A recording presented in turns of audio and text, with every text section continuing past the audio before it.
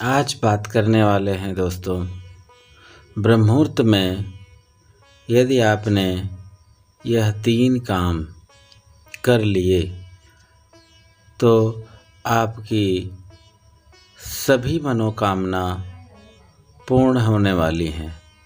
3 कामों में पहला कार्य है बिस्तर से उठते ही आप जिस नसा छिद्र से श्वास आपकी प्रखर चलती हो उसी ओर का पैर जमीन पर रखें और ध्यान रहे कि यदि पिंगला नाड़ी अर्थात सूर्य नाड़ी यदि आपकी दाहिनी ओर की जो नसा छिद्र है वहाँ उस ओर की नसा जो वायु होती है वो साफ चल रही है तो आप समझें कि आपकी पिंगला नाड़ी जागृत है। इस अवस्था में इस संकेत से आप कम से कम 50 से ज़्यादा कार्य ऐसे हैं यदि आप इन पर अमल करते हैं, इनको अपने जीवन में उतारते हैं तो आपको ये 50 कार्यों में यह पिंगला नाड़ी यदि जागृत हो गई तो आपको 50 क्या 500 कार्यों में सिद्धि प्रदान करेगी। और तीसरा कार्य है कि आप ब्रह्मुहूर्त में उठते ही आप प्रथम दर्शन कराग्रे वस्ते लक्ष्मी करमूले करमध्ये सरस्वती और करमूले परब्रह्म, इन तीनों का दर्शन करके चुंबन करके फिर अपने दाहिने अर्थात पिंगला नाड़ी पर ध्यान करते हुए आप अपने पैर को दाहिने पैर को नीचे ज़मीन पर रख करके धरती माँ की पैर को छू करके अपने कार्य को आगे बढ़ाएं। उस कार्यों में 50 कार्य जो आपको आज हम बताएंगे वो आपके तुरंत सिद्ध होने लगेंगे। पहला कार्य है कठिन और क्रूर विद्याओं के पढ़ने और पढ़ाने में विद्या कला कौशल आदि कठिन से कठिन विद्या को यदि आप पढ़ते हैं और पढ़ाते हैं, ये दोनों में सफल नाड़ी है। अपनी स्त्री के साथ प्रसंग में और वैश्या के साथ रमण करने में यह नाड़ी विजय प्राप्त कराती है, अर्थात काम वासना जल्दी क्षीण नहीं होती है। और फिर इसके बाद भ्रष्ट कामों में, मदिरा पीने में, वीर मंत्रों अर्थात मारण मोहन उच्चाटन आदि की उपासना इसी नाड़ी के अंतर्गत की जाती है।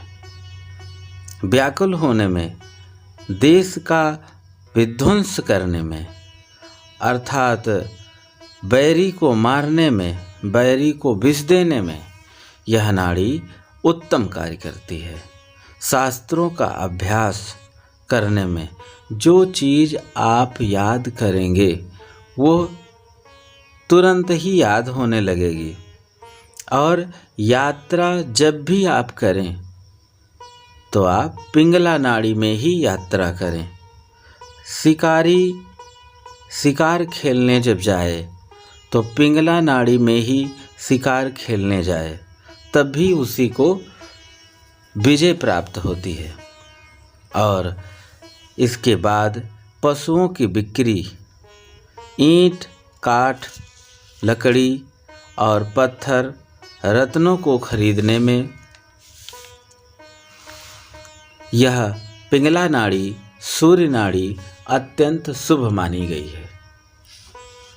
इस प्रकार बच्चों को चलाने का अभ्यास करने में, जो बच्चे नहीं चलते हैं उनको माता पिता उंगली पकड़कर धीरे धीरे चलाते हैं।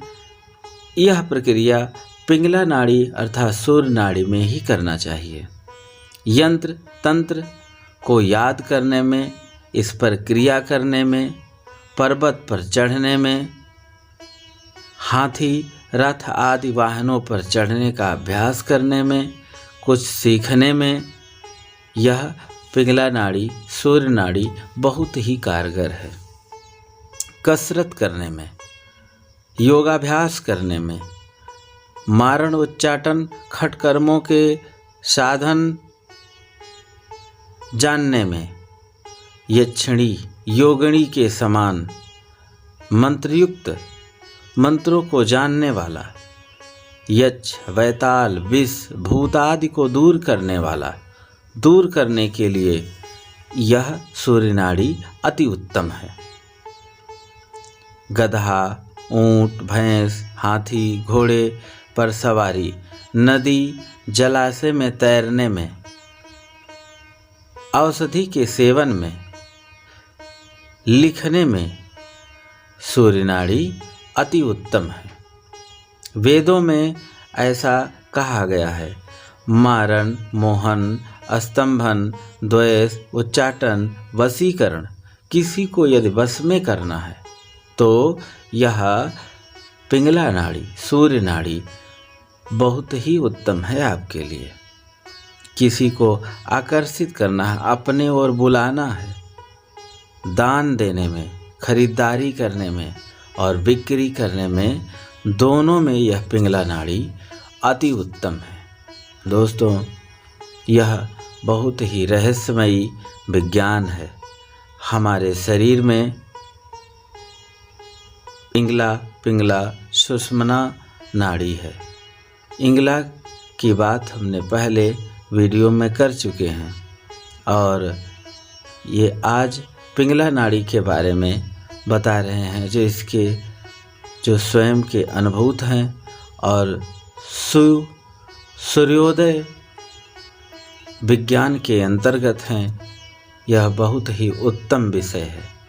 इस पर यदि आप अमल करेंगे तो यह बहुत ही कारगर है। भूत प्रेत को बुलाने में, बैरी को दंड देने में, भोजन स्नान व्यवहार में और भोजन की मंदाग्नि में, स्त्रियों को बस करने में, सोने में, ज्ञानी पुरुषों ने सदा सूर्य नाड़ी पिंगला नाड़ी पर चलना उत्तम माना है। सूर्य नाड़ी में कर्म करना चाहिए। कुटिल कर्म, अनेक प्रकार के चर कर्म पिंगला नाड़ी के चलने में सिद्ध होते हैं। इसमें कुछ भी शंका नहीं है। धन्यवाद मित्रों। नेक्स्ट वीडियो में सुषुम्ना नाड़ी के अंतर्गत विषयों पर चर्चा करेंगे।